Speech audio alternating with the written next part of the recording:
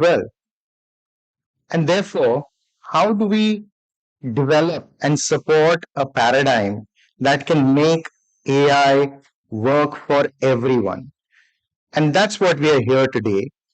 The session today is very aptly called The Case for Personal, Local, and Multilingual AI. Through a collaboration between Bhashini and Current AI, orchestrated by Kalpa Impact, we are proud to present to you today a seminal open source AI hardware device, one that is multilingual, handheld, privacy preserving, and works in zero connectivity settings. So, what we are going to show you after this will be a video that presents the imagination of what such a device could lead to in terms of making AI work for everyone. And once we have done that, there's a special treat for all of you. The maker of the device and the collaborators at Bhashini are here in the room and they will demonstrate the product to you. So, why don't I begin with playing this video which takes some creative liberties and captures our imagination of what this product would look like. And train on Western languages. Audio, please. Most AI systems.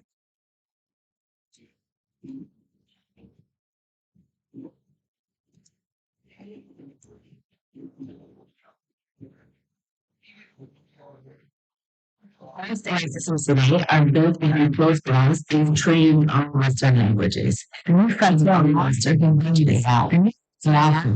Pencil, speakers. If they're entering our homes, our bodies, our personal spaces, then they need to be open, they need to be personal, and most importantly, multilingual. Bhashini's partnership with Current AI focuses on building a public good, addressing a big problem in AI, that is linguistic diversity. Be able to seize the opportunities given to us by technology if the people who are most affected by the problems are the ones leading the charge. We have been building India's first national open source AI enabled language platform, 350 AI models in 22 Indic languages, transforming billions of lives. The device we're building with Bhashini is a handheld device, it's open source, it's running all local models, and most importantly, it's offline. India's AI journey is no longer about pilots or promises. It's about population scale reach, clear use cases, last mile delivery. This is real world impact.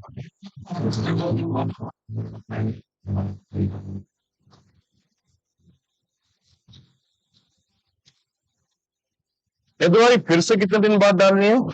इस दवाई को 3 से 5 दिन बाद दोबारा डाल। ठीक, धन्यवाद।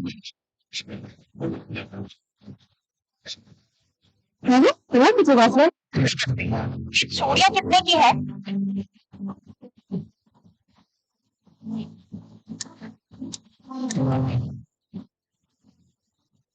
मेरा हारमोनियम कहाँ रखा है और रास्ते में कोई रुकावट तो नहीं है? स्टेज पर रास्ते में एक गद्दा है, कर जा रहा है।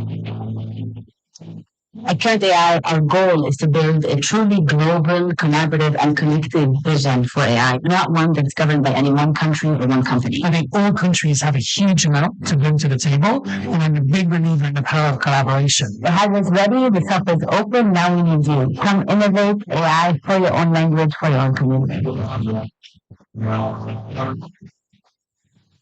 We want to work with as diverse a group as possible. We can't wait to see what we do.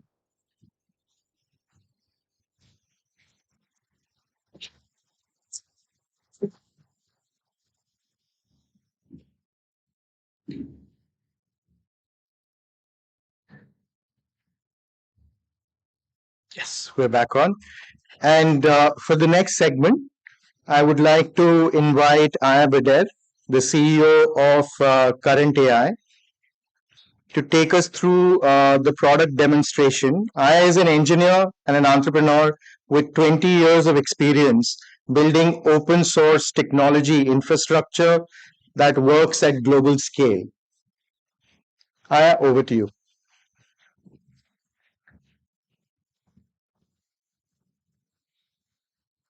I have a quick interruption. I have to ask everybody to come here to take a picture so that the picture can be ready by the end of the panel. So you have 90 seconds free to speak amongst yourselves.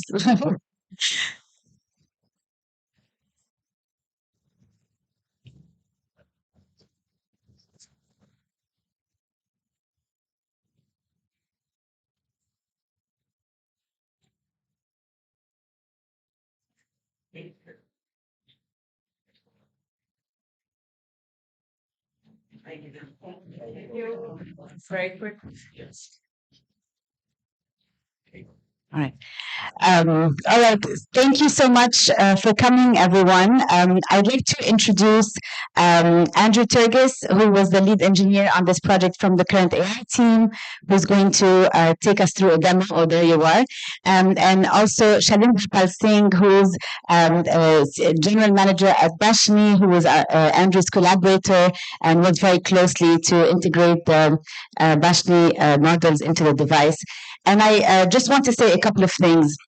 This project was undertaken in a 6-week period. I think maybe closer to 5 weeks, actually. So I just joined Current AI in January of this year. When I came in, the partnership with Bashni had already been in discussion, and I was very inspired by Bashni's work on linguistic diversity and their 350 models. And we thought this is an opportunity for us to go all the way to the user and create something where really people can create AI that works for themselves, for their communities, and for their languages.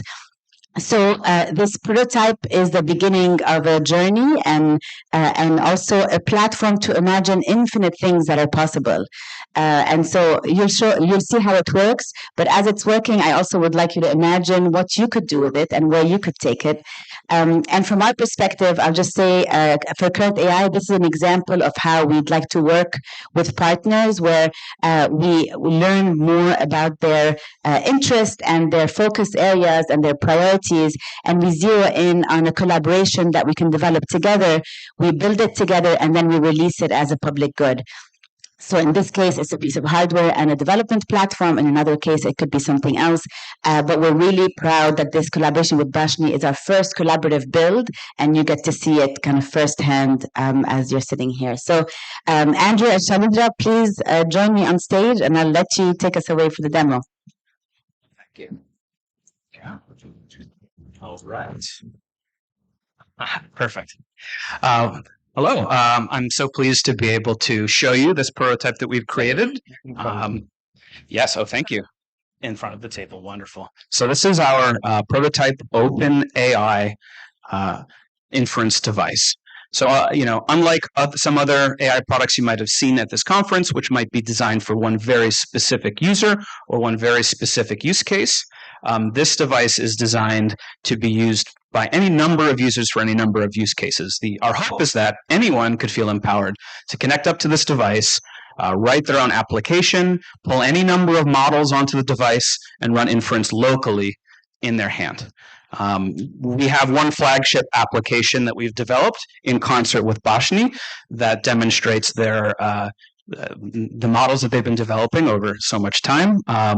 And this sample application we call Hear the World, which is an application where a vision impaired user can press a button, ask a question in their native language about their surrounding, and have the device read back their response again in their native language, leveraging Bashni's 22 plus languages.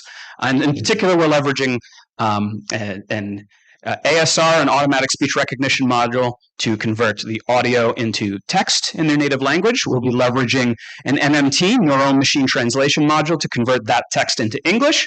We'll be running it through a large language model with the image data to answer the question, and then we'll be converting it back into their native language using, again, the NMT model, and finally a TTS module to convert it back into audio.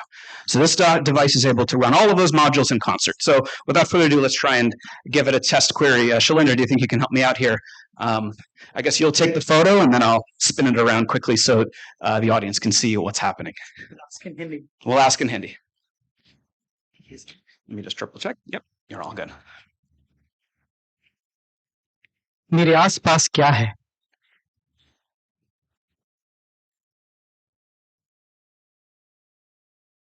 आप एक औपचारिक सम्मेलन या seminar hall में हैं, जिसमें उपस्थित लोग बैठे और खड़े हैं, जो हिंदी में संदेश प्रदर्शित करने वाले बैनरों से घिरे हुए हैं।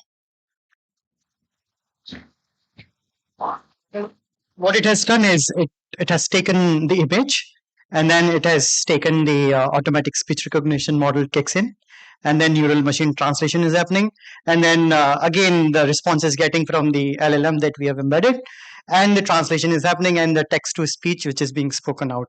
So we have quantized the model in such a way that it's fit in.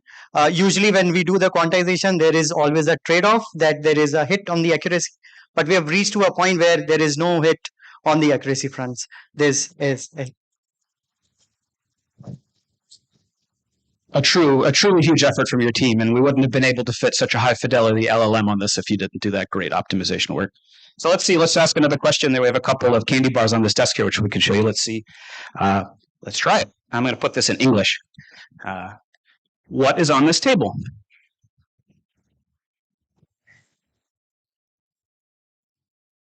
The table has candy wrappers of Twix, Milky Way, and Kit Kat. All right, it actually got the brands. And we have one more question of grave importance. but I'll ask in Hindi. That's right. I got it. इसमें सबसे अच्छा candy कौन सा है?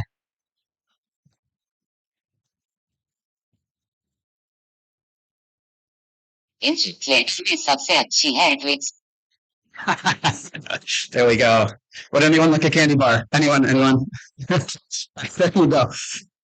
So just very briefly, while we're handing this out, this is currently based on the Intel Jetson, the NVIDIA Jetson processing platform, but we hope to support other platforms as well, because the processing that we're doing does not depend on that. That just happens to be the platform we've chosen at the moment. We're working on the ability to deploy any module that you like, any model that you could dream of onto this device.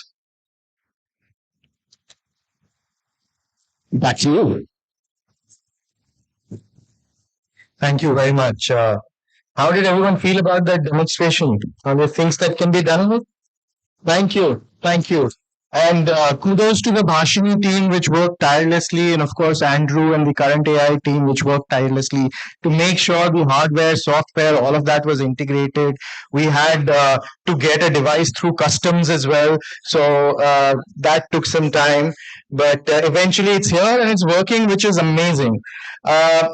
And the best part is that the device is offline. All those queries, all the AI processing was happening on the device. And there are 4 or 5 models operational. 4 models operational on that particular device. No mean feat. I salute the engineers who have worked on this, and there's more to come. And we know we have to get in a lot in a short period of time. So I will invite Aya Badair, the CEO of Current AI, and Shri Amitabh Nathji, the CEO of Bhashini, to join me for a fireside chat. And we'll try and understand, what about the personal, local, multilingual AI is what they are passionate about. So this is also about, what are their motivations. So why don't we start with you, Amitabh-ji? So we all know a lot about Bhashini. We have heard about it, and it's a superstar at this point in time in terms of what you have achieved. Tell us about the origins. Tell us about how this all started and why this is personal to you. See, we all are born with our mother tongue, right? We learn our mother tongues for good 4-5 years before we land up in a school. And when we land up in a school, it's a 3-language formula. So I am a Bengali, and I talk about, when it is Bengali, everything is eaten. So chol khabe is the right word. So when you go to the school and you have to do Hindi and English, how it could be for first 6 months you are people would be laughing at you when you are translating and speaking, because that's the first way of speaking. You're not a native language speaker, so you will be translating and speaking. So you That's the linguistic nuance that Yeah. you went after. So over a period of time, of course, we grew up. We were told that you have to learn English to succeed in life. So that's another given which was there. And obviously, this opportunity came up. There was already a concept which was there, and obviously we started with one room office, first employee. When was this? Which year? This was in 2023, and That recent. and then obviously we started growing up as a team, looking at various use cases. People started initially looking at the first thing was what's the accuracy, which was the first question which used to come up. But then, our models were built up in a difficult condition because we didn't have digital data to build up the AI model, and which we collected the data through a brute force. And then we built up the models which were there because we went across to multiple places where with translators who actually created the corpus, which is digital corpus. We still had deficient data, but we went across to build the model and deploy it. Under deployment, we had challenges which obviously came up from all aspects. And today, when we have actually deployed the use cases, learned from it, improved it, we are now in a situation where we are running about 15 million inferences a day with a 200 GPU system, and all having dashboards which actually give you every inference timeliness, how much time it takes, etc., etc. So we are able to real time monitor what is happening in our system, who are our customers, how they are using it. Fantastic. It's wonderful to hear about your personal motivations. So I'll move to you. How many languages do you speak? My native tongue is Arabic, and then I speak French, English, and I'm learning Spanish. Very multilingual, so very apt to move this personal and multilingual. I have two questions for you. One, tell us a little bit about current AI and why this interest in this open hardware and partnership with Bhashini. How does this tie back to current AI strategy? And second, why is this personal to you? So, Current AI was actually born out of the AI Action Summit last year in Paris. It's a public-private partnership with a mission to create AI for the public interest. And so it's a partnership between philanthropy, government, and the private sector to really say we're going to tackle public interest AI at scale. And the reason we're going to do that is because the dominant companies that are governing our lives in AI operate at a scale, a financial scale, operate at an ambition level, that if we don't match it, we don't really have a chance to be a real alternative. And so Current AI was born out of that desire. The goal is to rally a global community and collaboratively and collectively to build a public stack for OpenAI that's completely vertically integrated.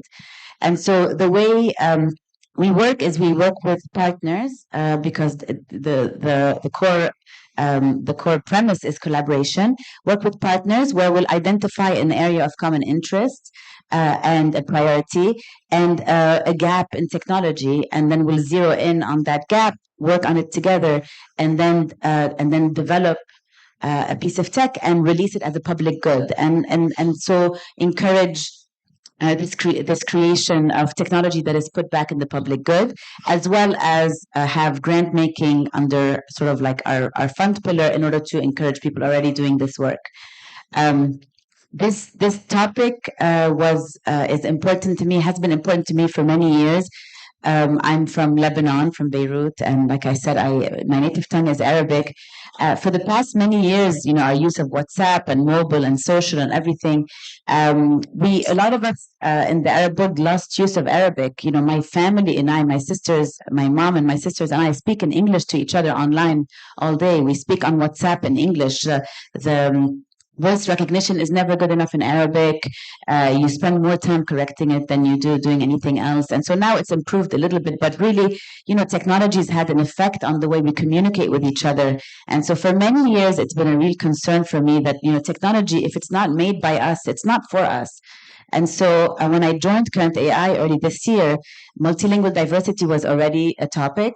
And I was very happy about that, and sort of really wanted to expand it into this idea of not just language diversity, but cultural diversity and culture preservation as a whole. And so this sort of idea came about, and can tell more about it. Fantastic. What a story of Genesis. And of course, Silicon Valley making devices on AI for local use cases is not going to be as effective as giving power in the hands of people. So, on inclusivity, Amitabh ji, one of the visions of Bhashini is to expand access. So, when you think of this partnership with Current AI, what is the future you envision in terms of expanding access and creating inclusion with Bhashini as the linchpin? So a few things. So, when you look at the size of the device, we have almost reached a form factor which is quite small, right? And it can be carried through at the last mile. And since it works offline, you are in a position to actually use it anywhere almost. So that's the first part of inclusivity.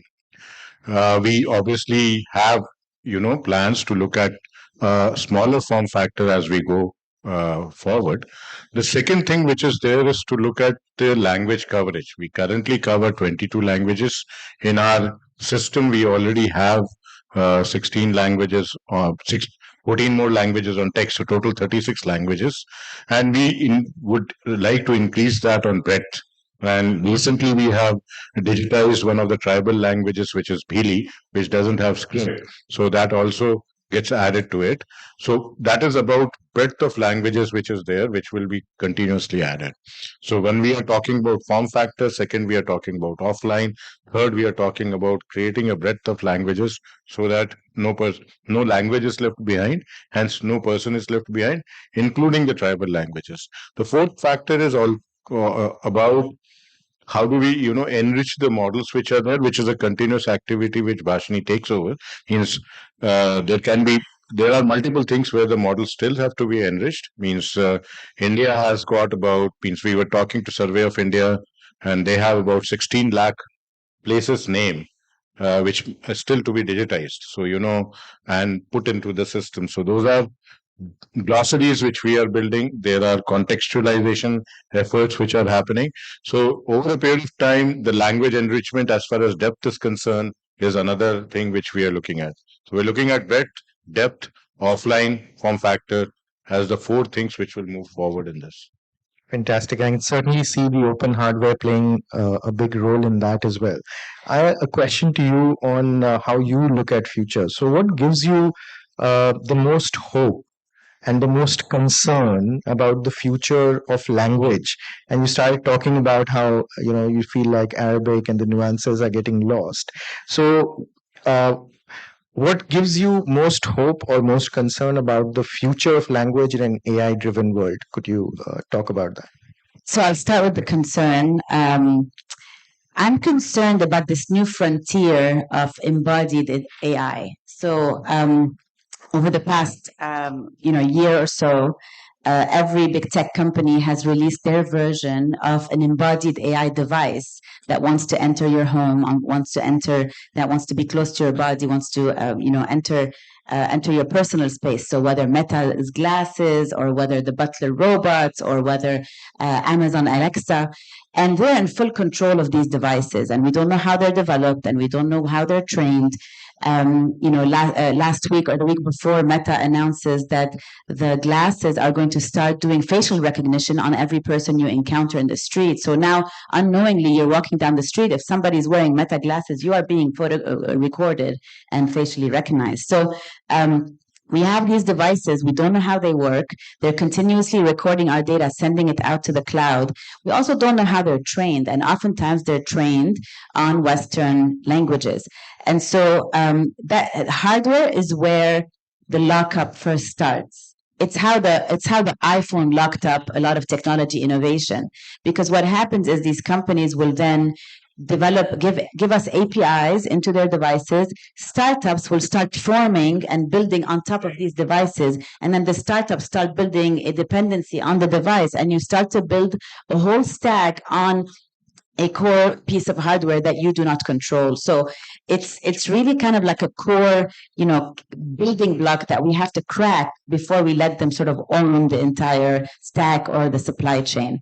I spent 15 years, before current AI in open source hardware. I've seen how powerful it is when you develop on an open platform and people do what they want with it. It's this, the same power that you get from something like Linux. And so that's sort of a big area of concern. The area of hope for me is, there are many trajectories for us to kind of improve from here. On one side, you can improve the device itself. You lower its cost, you improve its battery life, you shrink its size, you make it more beautiful. So, that's one axis. Then there's another axis that you can develop. You can have multiple of these devices together, connect them in a mesh network. Now you have a distributed inference that you can run something larger on. You can have a larger version of this device that's stationary. It can be like a micro data center. You can put a solar panel on it. Now suddenly it doesn't need a battery. So you can, infinitely innovate on the possibilities of this core building block. And then the third kind of track is on what you do with it. You make a device for a farmer to identify how to deal with their crops. You make a device for a parent who wants to give their kid a toy, but doesn't want the toy to be communicating their private data back to the cloud. You create, some sort of, tourism device that you can put around your neck and helps you move around, various sorts of things, and the opportunities are infinite. Fantastic. And I wish we had more time to just continue going. We're just scratching the surface, but we're at time. And I thank you, Amitabh for the great work that you and your team are doing. And I wish you all the best and all the luck for making that vision into a reality. Thank you very much. Thank you.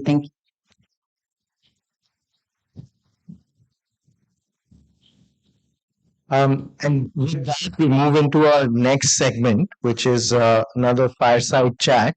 And for that, I would now hand the floor to a longtime friend and colleague, Martin Tisney. Martin Tisney leads the AI Collaborative, an organization working on building AI grounded in democratic values and principles. And he's also the chair of Current AI. Martin, over to you.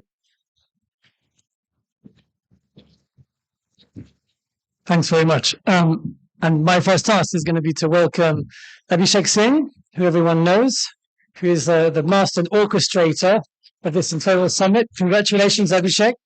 I'm amazed you're still standing. Welcome. And Anne Bouvreau, who is the orchestrator of the Paris Summit. Welcome, and special envoy to the President. Thank you very much. Please sit down. I hope that was enough. It was the next step. So we are setting something for us to follow. Absolutely. So, as Sushant was saying, Anaya, I'm extraordinarily excited by Aya's leadership when it comes to current AI and the work in really turning this work around linguistic diversity to the question of cultural preservation. It seems to me that ensuring that AI isn't squashing all of these incredible cultures that make up the beauty of the world into monoculture or into a small number of monocultures is one of the most important questions that we have today. So my first question to both of you, maybe starting with you, Abhishek, and then to Anne, it's the same question, is what is your vision? What is the world that you would like us to live in when it comes to this intersection of AI and culture? If we get it right, what does it look like? Whether it's 5 years, 10 years from now, what does it look like if we get it right? See, ultimately, when we look at technology, like when we're building the digital India stack or whenever now we are in the AI age, the ultimate objective remains is that what is it in it for citizens and what is in it for businesses or enterprises, organizations for it. It's not about the tech, it's not about the models, it's not about the hardware, it's not about the GPUs, it's not about even the datasets platform. It's about ultimately what's the end objective. What's the end user, whether it's a citizen or whether it's a small business or a retailer or a industrial unit. What is it they get it out of it? So that's where the objective lies. And when we start thinking of use cases, problem statements, and we start working towards everything puts in place. So in fact, one example as what we did is like today, what we demonstrated today clearly shows what technology can mean to someone who does not even have access to internet or who does not have access to languages. He knows only his his mother tongue. He does not even know how to key in or how to navigate a captcha, or he gets lost with the hashtags and the ampersands. So for such people, if they are able to talk to a device, put their query without having to bother about internet or bandwidth or connectivity, and get a reply back, that will be empowering. And that's what I think ultimate objective is of this summit also, democratizing use of AI and ultimately making AI work for all. Thanks. Thank you very much, Abhishek. Anne, what is your vision? So, of course, I share a lot of what Abhishek said. I also think that using AI through our phones, and maybe one way to say this is that when I get online through my phone, I mean, I love San Francisco, I love Shanghai, but I'd like to have a wider choice.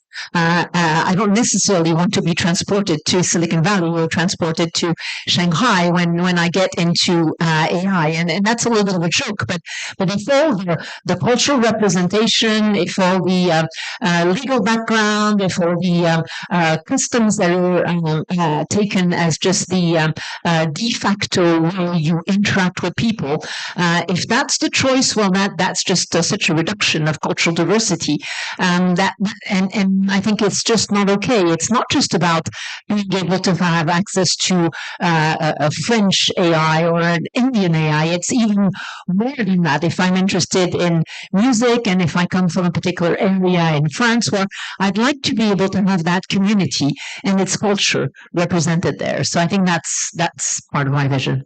Thank you. And if I can stay with you just a second, Anne, from a French perspective, from France's point of view, how do you see culture and AI playing together? What does it look like? So when I was a kid growing up in France, from a cultural perspective, it was at a time where it was, I actually think it was a good idea in retrospect. You'll tell us what you think, that there was a law that mandated a certain percentage of music on radio to be sung in French. There was a law that mandated a certain amount of movie productions to be in French. And that's ended up, it seems to me, with a certain amount of, sort of cultural patrimoine, as we say, to exist. So from a policy perspective in France, when it comes to artificial intelligence and culture, do you think that at some point there needs to be a sort of a set norm like we did in movies and radio? What do you think?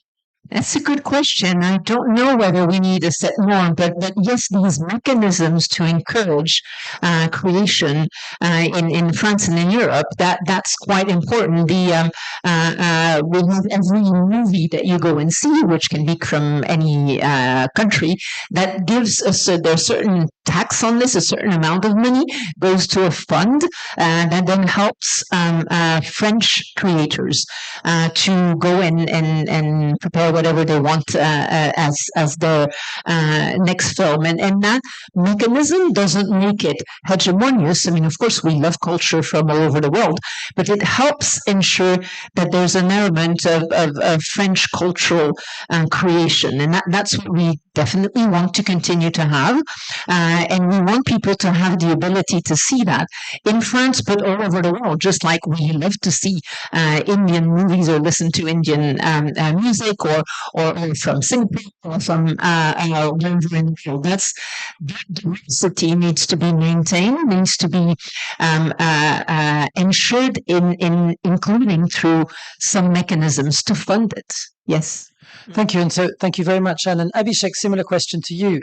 India, with not only the incredible wealth of languages, with well over 100 languages, but as Anne was mentioned, the movie industry, the writing, the music, how does that intersect with artificial intelligence, with the work you're doing at a national level from the policy side? How do you think about that? I think if AI has to be like covering all aspects, then it has to be rooted into data sets that are diverse. And data sets, when you talk about in any cultural context, it will include not only languages, but it will also include the culture, the heritage, the music, the movies, the songs, and lots of folklore. Because in fact, if you look at across India, if you go to the rural areas and all, there are lots of traditions which are not even documented well.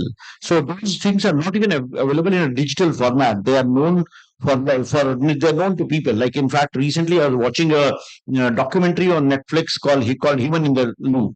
It's set up in a state of India, Jharkhand, with a lot of tribal population, and there are these tribal women who are doing data annotation for an American firm, and it shows that they are seeing leaves and pests, and they have to mark it whether it's a pest or not.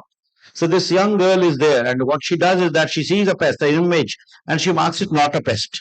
Her manager comes down heavily on her and says that this is obviously a pest. How are you saying there's not a pest? She says that this tree grows in my local forest around where I live, and I know that this worm eats only leaves which are dying. In a way, it helps the plant, so it's not a pest.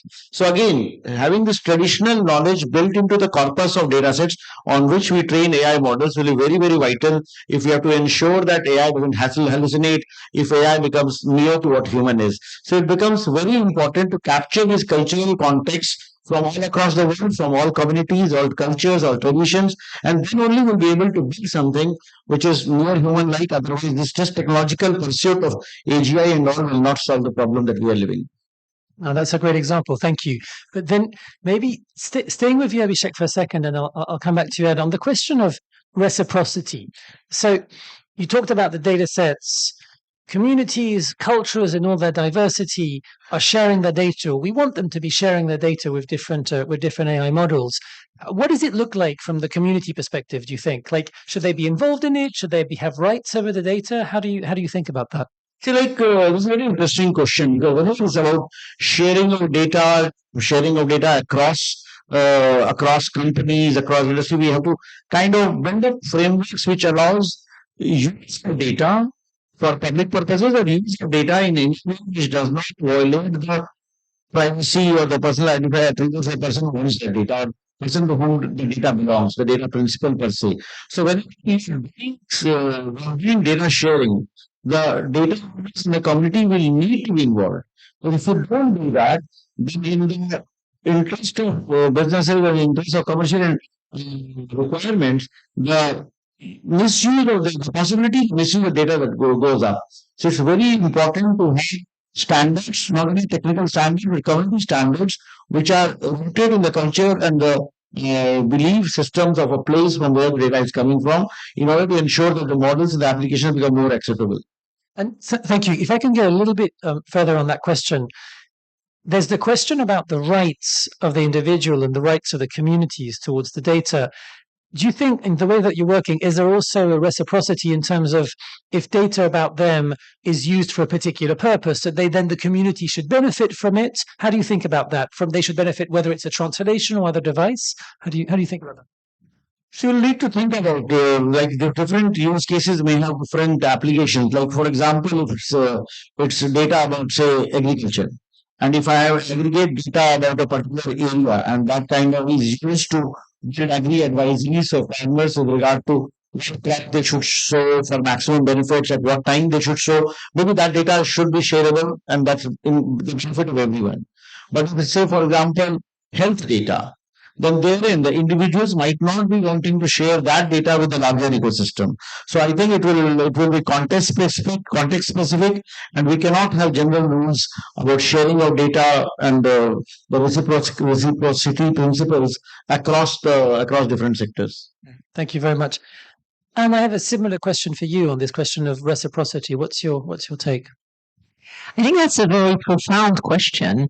Part of the reason why you want to share cultural data is so that cultures are preserved, and you don't end up with one or two or three cultures in the world, but something that is more diverse. So it is in the interest of a cultural group, of a civilization that in the world of AI, this culture is represented. And from that perspective, you have a very natural reciprocity loop. But at the same time, creators are saying, I don't want my data to be used if I don't have a mode of being compensated or recognized or a way to oppose. And so you have this tension between artists, for example, who say, well, I want my rights to be maintained, and I want some type of compensation if this is being used to feed AI models and then for people to earn money out of it. But then on a collective basis, you do want that culture to be represented. So I'm not sure I have a solution, but I very clearly see the tension. And maybe ways we can navigate that is to have a right of opposition by specific artists so that they can say, no, my data, my creations are not going to be used. And at the same time, you can certainly have historical information and things that are not so subject to maybe having remuneration for living artists be part of the general cultural data that you use to train AI. But beyond these two obvious things, I'm not really sure. So we need to continue to work on this. Thank you. And again, just to go a bit deeper on that question, it's a fascinating question, because from the perspective of the communities, I would imagine whose data it's data about them. As you say, you want people to know about your culture, you want the culture to be preserved, and at the same time, you want a certain degree of agency over how the data is used. In an earlier panel, we were talking about indigenous data sovereignty, and we were talking about the Maori community in New Zealand and the degree to which, as I understand it, in Maori culture, any data, any information that pertains to Maori culture is effectively part of Maori culture. So there's a real question of agency. My question is, in the run-up and when we were working together on the Paris Summit, we talked quite a bit about the relation between open source AI on one hand, and then the governance of the data, and the governance of the data then to be controlled in different ways. So how do you think about this balance? Because it strikes me that getting the balance right between, on one hand, the open source component, and I'll come to the same question to you in a second, Abhishek, and on the other hand, a more controlled approach around data governance, that's the special sauce. What do you think? Yeah, I completely agree. And maybe that's, as Abhishek was saying, maybe the example of health data is a good one there, because for cultural data, you want the general benefit and you want to preserve artists' right. I think those are the two dynamics. For health data, you do want, as an individual, as a patient, if you're being asked the question, do you want to protect your personal data? The answer is yes. If you're being asked the question, are you willing to share your data with other people who have or are at risk of a similar illness so that it can help them? Your answer is yes. And then how do you balance the two? And so you need to find some ways to share data in a platform or in a way that you have trust into. And so it needs to be privacy preserving. It needs to be held by an actor you trust, even if you don't go and look at all the terms and conditions, but you need to understand that it's an institution or a third party that you can trust. And then you want to be able to rely on that third party to make the right decisions. Like, yes, sharing the data to enable research and find new cures, but maybe to sharing it to insurance companies so that you can be charged a different rate depending on what your personal situation is. And then when you get into sovereignty, maybe you're happy for this to be shared with innovative startups in your country or your region that will develop new cures and new treatments, but maybe not with some other actors. So you get to a number of different levels and questions. And for that, having parties, trusted third parties that can thoughtfully make the right decisions, I think is very important. Thank you. Abhishek, same question to you. How do you see that balance between, on the one hand, we've talked a lot about open source AI over the course of the week. How do you see the balance between, on one hand, open source, on the other hand, the question of the cultural data that we've been talking about? See, again, ultimately, I will go back to the one approach with regard to the end objectives. Okay, what is the purpose for which we are sharing the data? Is it serving public interest or is it serving private interest? Or is there a benefit for the user to whom the data belongs? So, for example, health data is there. If aggregate level data is there, for example, we keep on hearing about outbreaks of, we are over COVID, but we keep on hearing about outbreaks of flu and other ailments. If aggregate data about incidence of such diseases and linkages with other factors, environmental factors, weather factors, rain factors, is shared so that people can think of devising AI-enabled solutions of integrating various data sets and trying to see why in a particular geography, in a particular locality, some ailment or disease is happening, then that's the public interest. So we'll have to define in a case-by-case basis, whenever data is being shared, whether open source or in a proprietary solution, what is the end objective? What is the problem that I'm going to solve? And it is serving the larger interest of the community? Is it serving larger public interest, or is it being done to benefit a few corporations? Like, for example, the example she gave about insurance companies. If it leads to if like data about food consumption or something leads to increase in my insurance premiums, that's like not fair because they are linking that data with the individuals to whom the data belongs. So then we will need to think of privacy preservation techniques, we'll need to think of anonymizing techniques so that in no ways the data principal to whom the data belongs is harmed in an adverse manner. So we'll have to do this in a very nuanced manner. There is not one size fits all solution. But if we do that, we will end the risks of the effects dominating the narrative and will miss out on the positives that would have otherwise come. Okay, thank you very much. So then there's a question I can't resist asking you, which is, what's your definition of sovereignty? Because Anne, you mentioned the term.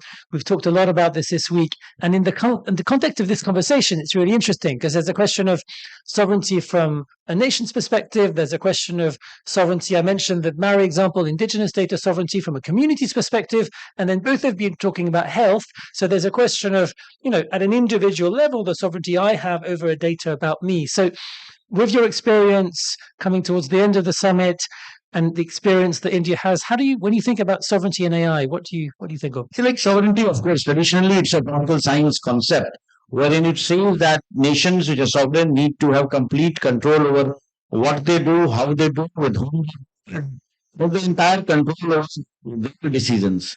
So when you apply to technology or when you apply to AI specifically, the same concepts will apply with regard to what I want to do, with whom I want to do, and how I want to do. Nobody else should decide to make decisions on my behalf. So maybe in the short term, ideally a complete sovereign AI stack will mean that you should have complete control over all the 5 layers of AI, whether it's the energy layer, the data center, infrastructure, chips, models, applications, use cases. We should have complete control over it. The way technology is evolving right now, in fact, but for a few countries, in fact, but for US, I don't think any other country has complete control over the entire AI stack. Every other country has, in the context of India, we are there on energy sufficiency, we have their data centers, we have our models, we have applications, but we don't have the compute. We have the capability to design the computer. We do hope that in 3 to 5 years, we will design our own chip. And in 5 to 10 years, we'll be able to have a fab which will, I can take it out also. In the short term, if I decide that which chip I want to use, how I procure, rather than being subject to conditionality or rather than forced to do something, that will be sovereignty. So sovereignty will apply the same concept of sovereignty that we apply in political science, where in the complete control over the decisions lie with the sovereign governments. That should be the way we should look at sovereignty in AI as well. Thank you very much. So, just as we're ending, and with an eye on the time, feel free to weave in the questions of sovereignty. And I'm curious, in the wake of President Macron's state visit and the bilateral relationship between France and India, what do you both see? So, starting with Anne and then finishing with you, Abhishek, what do you both see as opportunities for France and India to jointly work on these global norms, global approaches for a more contextual approach to artificial intelligence, for a culturally inclusive approach to AI? Well, I'll try to be short, but this is the year of joint innovation between India and France. There's many areas where we're collaborating and will continue to collaborate. Clearly, current AI and this work on multilingual AI is one. Working on AI that is resilient and sustainable by design, as we were just discussing earlier with Abhishek, is clearly a priority. Joint research. And then just to weave, I can't resist weaving a work on sovereignty. I think sovereignty, no one actually, not even the US, they don't have the chips. So nobody can do everything alone. I believe that means having a choice and building alternative solutions. And I really think we can and we will jointly build alternative solutions between France and India. Abhishek, last word. I kind of echo her views, and in fact, the partnership between India and France have been there for quite some time. In fact, last year we co-chaired with France Action Summit, and the partnership has continued this year. And this year, of course, as you know, we launched the Year of Innovation, and there are many more activities as been announced by the President Macron and our Prime Minister in the last week. And we are looking forward to joining you at the Robotic in the next few months. And there are many more activities in partnership at the university level, partnership at the research level, partnership at the business level, partnership at the government level. So I strongly believe that working jointly with especially a trusted partner like France and India, we have complementary strengths, and we can together try to present an approach toward building AI-enabled solutions that can become an example for the whole world. Thank you very much. Thank you both of you. It was an honor to launch Point AI in Paris and a pleasure to launch this partnership in India. Thank you. Hello. Thanks, Martin. Abhishek Singh, sir, I'd request you to stay on stage. And Aya, we'd love to have you on to launch the Global Innovation Challenge in the spirit of what Anne said. And Amitabh Nag, sir, as well, please.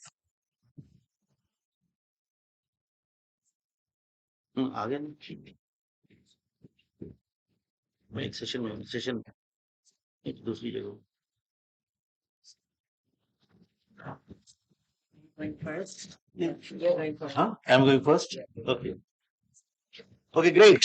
So great session, great thoughts, great demo. So all of us have seen the demo of the reference device, the device which has been built in partnership with Bhashini and Current AI.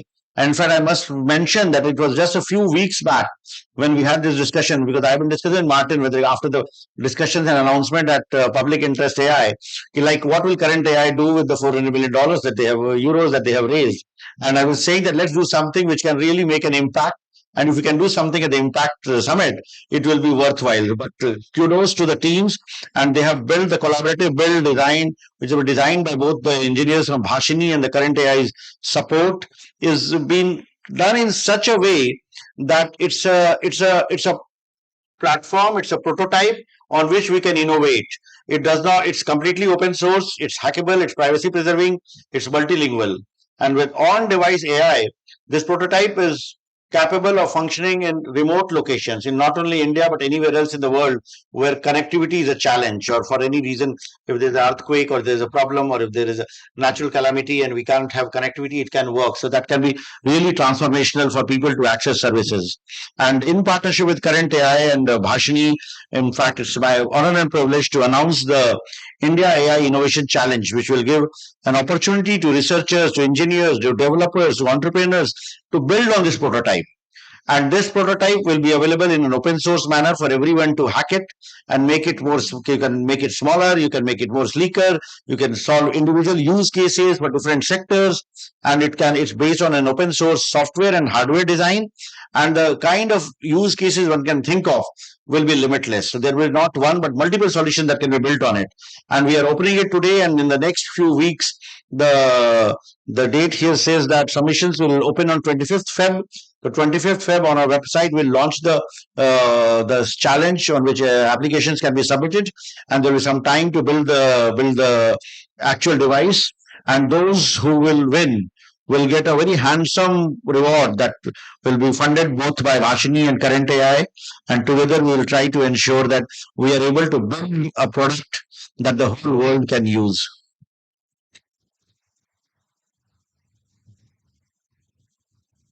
We will continue to, support this effort through our quantization mechanism, and also the technical support will be available with respect to the model enrichment, etc.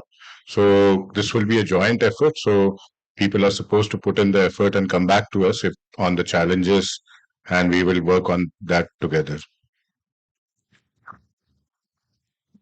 I just say for Amitabh, because maybe he's trying to say Bashni is offering I think $110,000 prize to the winners. Maybe more, I guess. Oh, so should people make a demand? How does the number increase?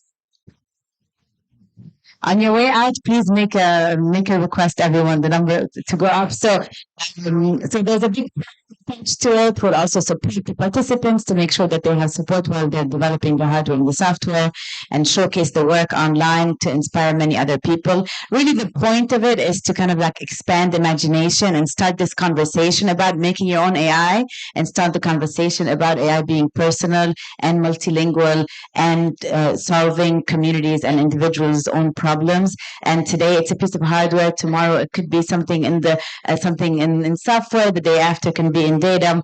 So really, this is the beginning of the journey. Thank you so much for coming, everyone. Thank you for being such good partners. Thank you, Amitabh and the Vashni team. Thank you to the current AI team. Thank you, Martin, for bringing us together. And have a great rest of week and rest, hopefully, for you.